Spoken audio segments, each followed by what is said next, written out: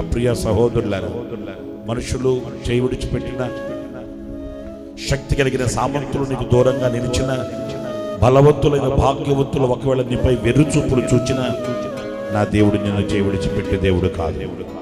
ఆయన నీకు దూరాన ఉండే దేవుడు కాదు. ప్రభువా, నిజమే, నా శ్రమలో నీవు నాకు తోడుగా ఉండబట్టి పట్టగట్టి బైబిల్ పట్టి రాత్రి ఇక్కడ కూడి ఉన్నానయ్యా. ఏ నాడు కూడా నన్ను విడిచిపెట్టలేదే, ఏ నాడు కూడా నన్ను మర్చిపోలేదే. ఏమిచ్చి నీ రుణం తీర్చుకోగలను నాయనా, ఏమిచ్చి నీ రుణం తీర్చుకోగలను. స్తుతించండి ప్రభుని, స్తుతించండి ప్రభుని. నీ శ్రమలో నీకు తోడుగా ఉన్నది ఎవరు? నీ శ్రమలో నిన్ను ఆదరించింది ఎవరు?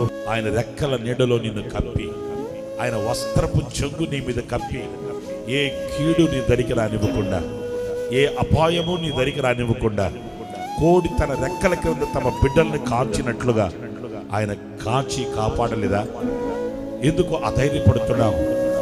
ఎందుకు కంగారు పడుతున్నావు?